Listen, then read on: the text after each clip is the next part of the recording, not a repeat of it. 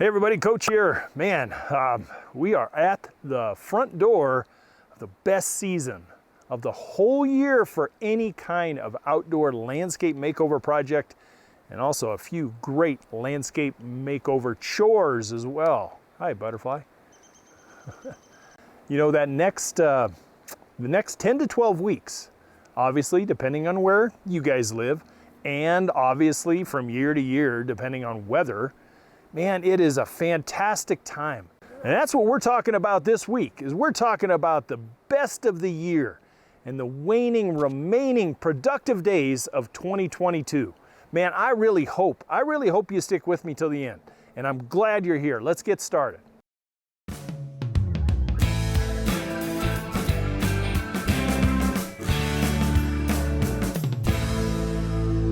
Man, here we are, steaming into towards the middle of September already. I don't know about you, but 2022 has flown by at lightning speed for me and Maestro as well. You know, we're traveling through the high country of Colorado right now. And already, as you see right here, you will see the tinges of golds and yellows that are starting to form in the high country. And we're around 9,000, 8,500 feet. And when I'm making this, oh my God, the whole western US is under a furnace warning right now. Where I used to practice contracting and stuff, yesterday was 113 degrees, 113. We're sitting up here at 8,700 feet, and it's expected to be 87 today. So yeah, it's a broiler, but give it a week, and all of a sudden those temperatures just dip and dive. And up north in the Dakotas and stuff, we got rain and very cool temperatures coming, low 50s and 30s. So it's there, it's right around the corner. But for most of you, you're still in that window of opportunity. That next 8, 10, 12 weeks, depending on where you live, man, if you have the wherewithal to do it, now is the time to get out there, rip and tear, and start a new landscape makeover project. We're gonna cover some of the reasons why, and later on, some of the projects and tasks that I always hold near and dear to my heart that I want to pass on to you, so that by the time the holidays and winter set in, you'll have everything done and you don't have to worry about spring startup or anything else. You know, as far as Mother Nature goes, this time of year, yeah, she's pretty much done with any sort of growing pattern. That is in the natural world. Now, in the ornamental world, we still have kind of a state of flux, if you will. There's a lot of perennials and stuff, especially like rudbeckia and aster, some of those types of perennials that are still pumping pretty good, although their days are numbered. But for the most part, in the northern hemisphere of our world right now, everything is starting to shut down growth-wise, starting to take all its energies and start pumping them down into the root systems, and you'll start to see some of that wonderful fall color starting way up around the Canadian border, and probably Canada if you're watching and listening. Yep, you guys are probably getting into the fall colors already.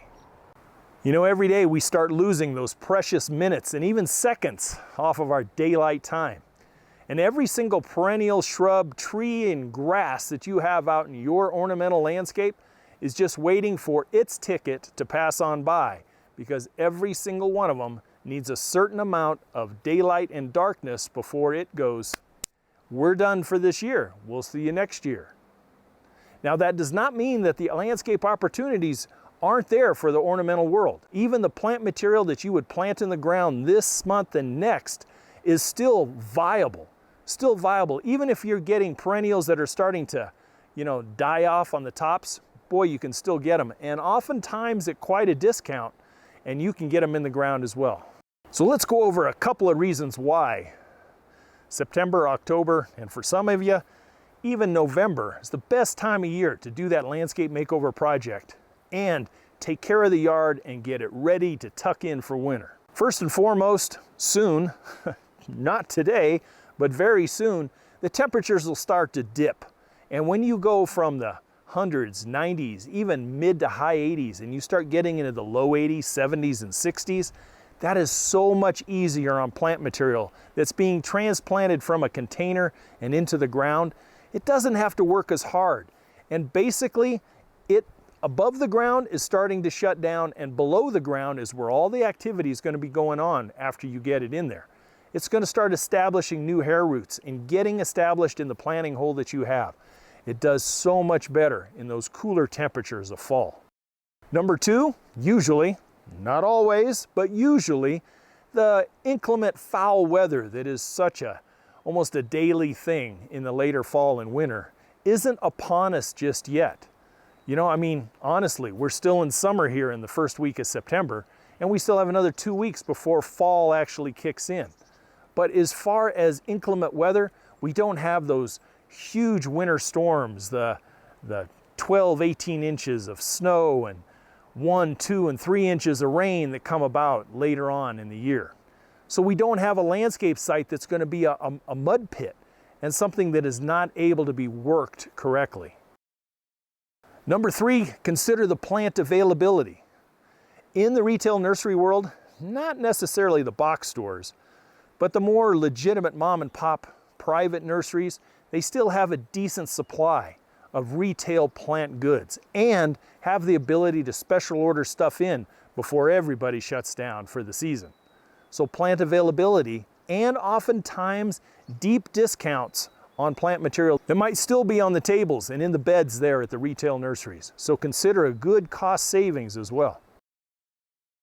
Number four, hardscape construction materials. Bulk materials are also very available in the fall time, provided that you don't have some weird weather week where everything blasts down to freezing temperatures.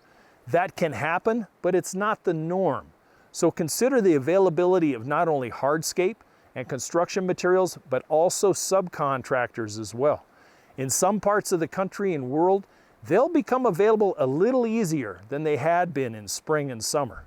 So maybe if you have a patio that you want to have poured instead of you doing it yourself, you might find somebody at a reasonable price and a quicker availability to come in and do the job for you.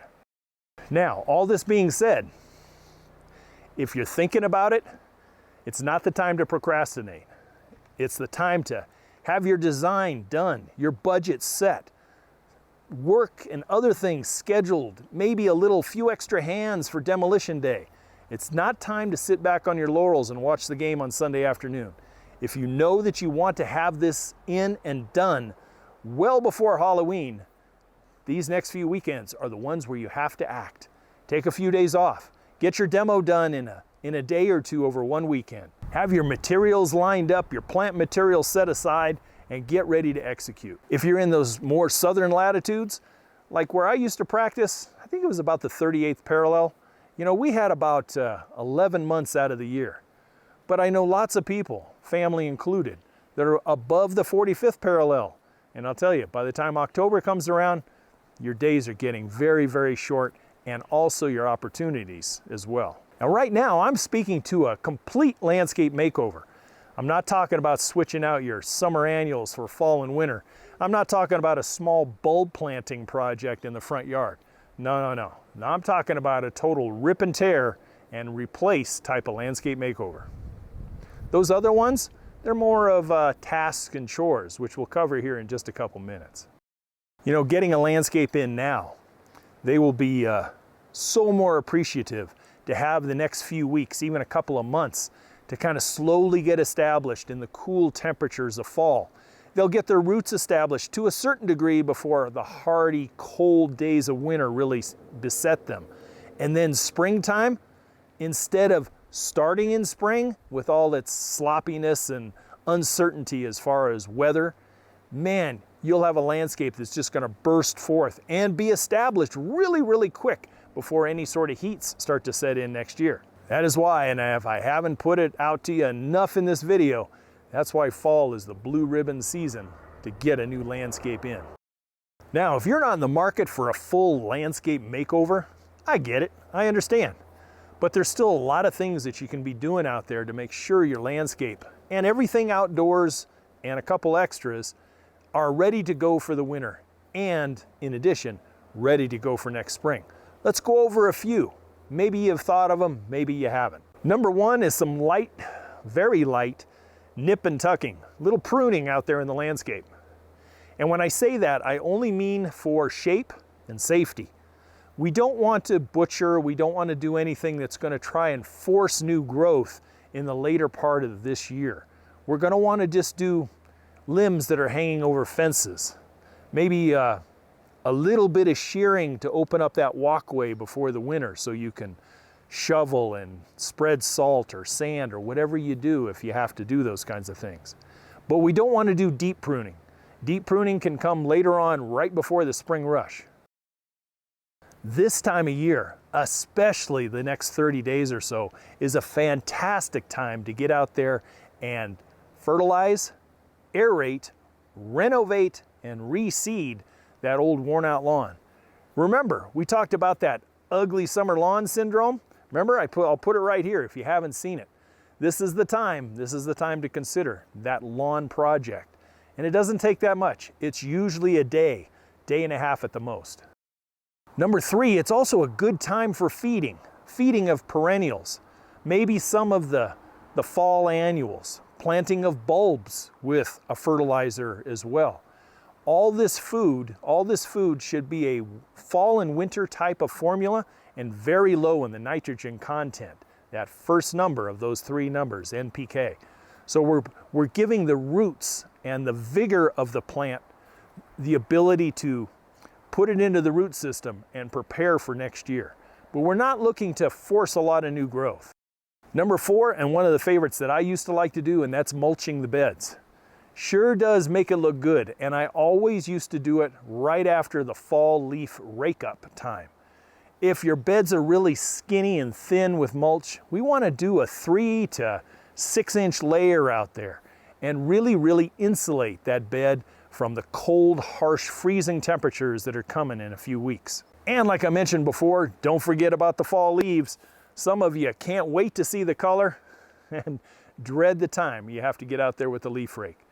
But it's a good time, and if you have the ability to mulch those leaves up, get them in the compost pile, prep them up over the winter, and they'll be great for mulching and organic composting next year. Maybe in the vegetable garden, maybe back in a new annual or perennial bed. Number 6, pay attention to some of your hand tools and equipment and your power tools. You know, you're not going to be mowing lawns too much longer. And you're not going to be doing too much with the shovels, axes, hoes, rakes, etc. But it's a great time to pay attention to them. Make sure that the wooden handles are taken care of. Make sure the sharp edges are sharpened. Do a little bit of oil sand dipping to knock some of the rust off. Brush off that sand and hang them up for the winter. That nice protective coating from the oil sand dip will make sure that they don't rust over the winter. And they'll be ready to go for you come next spring. Something that I found not only with my clients but also myself, and that is after a huckly-buck type of growing season, you're doing all kinds of projects and doing things, maybe that garage or that shed could stand a little bit of cleaning out and a little bit of organization. It's something that's fun for the whole family and sure does make it because you got the sloppy season coming up. So think about reorganizing the shed, rehanging things nice and neat, making sure they're up off the ground, and make sure that when you walk in there, you know exactly where everything is. It's a good day project. And with all this tasking out there, make sure you wrap it up with a dump run. Take it out to the county facility or wherever you're at and make sure that you have everything clean. And lastly, think about that tool you use to go make the dump run. Hey, Maestro and I, we just threw $500 into a couple of really good batteries and an air filter for the truck. And that set us back a few bills, but it's a little peace of mind too. So as winter approaches here, make sure your vehicle's in good shape.